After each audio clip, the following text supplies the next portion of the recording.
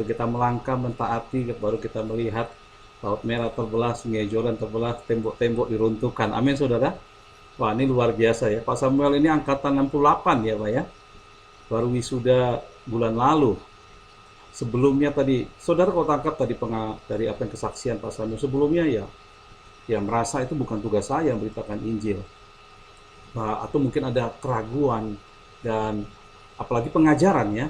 Nah, saudara, pengajaran gereja kita mungkin dari apa yang kita terima itu sangat mempengaruhi pertumbuhan iman kita dan apa yang kita lakukan. Kalau gereja kita mengajarkan, wah itu bukan tugas kita itu untuk memberitakan Injil. Saya pernah bertemu ini bulan lalu, saudara. Ini ketua asosiasi gereja se-Indonesia. Kalau saya sebut asosiasi, saudara tahu. Bahkan orangnya juga sangat terkenal. Dan saya sampaikan keberitakan Injil, dia marah-marah, saudara. Dia ketakutan, saudara. Bayangin, saudara. Senior sekali. Saya sebut sekarang, saudara tahu semua. Se-Indonesia tahu. Karena dia merupakan pernah menjadi ketua umum dari asosiasi gereja se-Indonesia. Waduh, marah-marah seperti apa, saudara? Saya bilang, itu kan tugas kita, Pak. Jadi Bapak nggak peduli orang lain. Bagaimana keselamatan orang? Itu Tuhan yang menyelamatkan, bukan saya. Bukan Pak, melalui kita Tuhan bekerja, Pak. Saya bilang.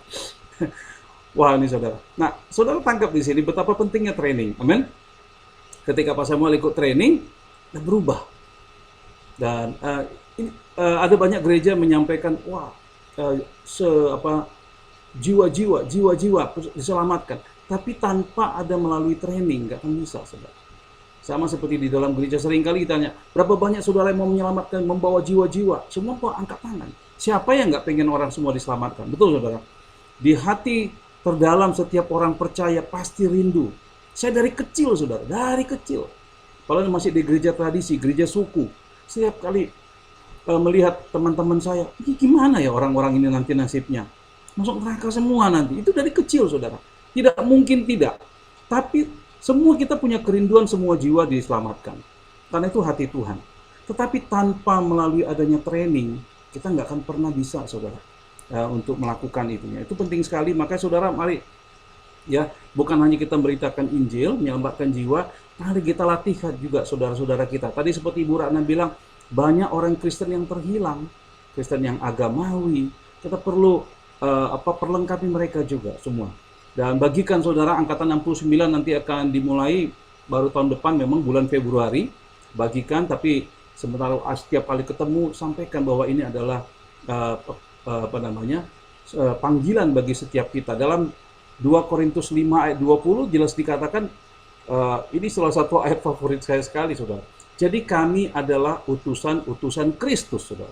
Kita ini adalah utusan Kristus, the ambassador of Christ. Wow, keren banget status kita. Seakan-akan Allah menasihati kamu dengan perantaraan kami. Dalam nama Kristus, kami minta kepadamu, berilah dirimu didamaikan dengan Allah. Itulah tadi yang dilakukan oleh Pak Raymond sebagai ambassador of Christ. Itu dilakukan oleh Ibu Ratna sebagai ambassador of Christ, Ibu Ramona dan juga Pak Samuel tadi. Itu sebagai ambassador of Christ, itu status kita. Kalau kita nggak melakukan, berarti kita menganggap rendah status itu, saudara. Nah, saudara tadi dibagikan Pak Samuel 1 Yohanes 2:6. Kita wajib hidup sama seperti Kristus hidup. Saudara, menjadi hidup sama seperti Kristus itu, hidup itu ada 4, saudara. Kita harus hidup sama sesuai dengan ajarannya. Karena banyak gereja itu macam-macam ajarannya, banyak doktrinnya, macam-macam, saudara. Kita harus cek apakah ajaran yang kita terima itu sudah sesuai nggak dengan ajaran Tuhan Yesus. Periksa kembali, saudara. Yang kedua, saudara, harus sesuai dengan karakter Kristus. Mari kita lihat diri kita. Apakah saya punya hati seperti Kristus?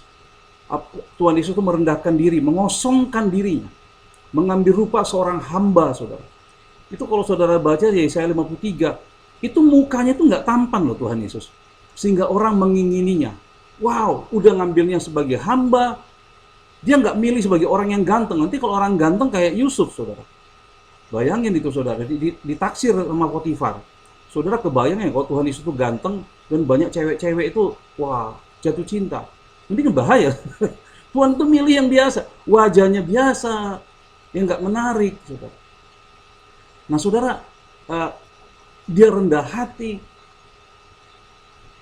Kalau dia, saudara, ketika dia disakiti, Dia mengajarkan mengasihi musuh, saudara.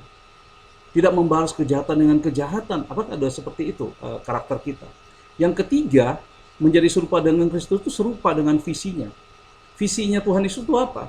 Dia berkata, anak manusia datang mencari menyelamatkan yang terhilang. Apakah itu sudah jadi visi kita? Mari cek lagi. Yang keempat, yang terakhir, saudara, dia menjadi sama dengan pelayanannya, dengan mujizat yang diadakannya. Apakah kita sudah mengadakan mujizat seperti yang dilakukan Tuhan Yesus? Ini banyak gereja juga ya sebagian besar nggak praktekkan hal ini, yang sayang, saudara ya. Ya sekali lagi periksa apakah ajaran yang kita terima itu sudah sama nggak dengan Tuhan Yesus. Karakter kita tuh sudah sama nggak dengan Tuhan Yesus.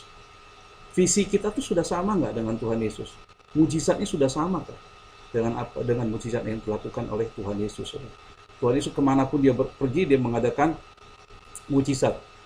Nah, hidup menjadi serupa dengan Kristus itu artinya begini, saudara.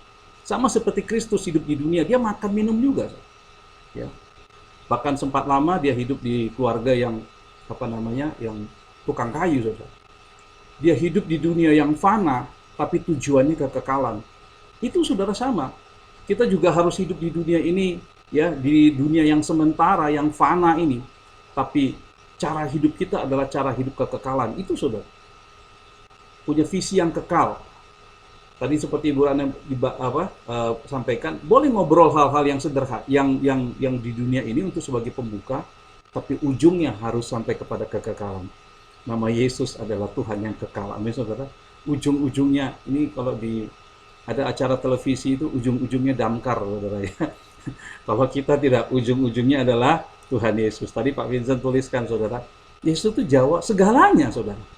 Kata keselamatan itu, saudara, sozo itu ada 20 makna keselamatan. Bukan selamat dari dosa, selamat dari kematian, selamat dari maut, sembuh, pulih, terobosan, semuanya, saudara. Itu ada di dalam Tuhan Yesus, nggak ada di dalam yang lain. Yang lain itu sifatnya sementara, bahkan yang lain itu sifatnya palsu, saudara. Amin, saudara. Ini kemarin kami masih rutin ke Bundaran HI, saudara, untuk penginjilan di situ. Kemarin ada 1 jiwa yang sudah diinjili dan kemarin sudah dibaptis, saudara. Haleluya. Berikan kemuliaan bagi Tuhan kita Yesus Kristus. Dibaptis dari seorang seberang yang bisa dikatakan ya dari tempat itu, saudara. Dan hidupnya ya penuh dengan kekosongan, saudara. Akhirnya ikut, dan tapi juga butuh waktu. Itu sekitar 3 minggu, saudara.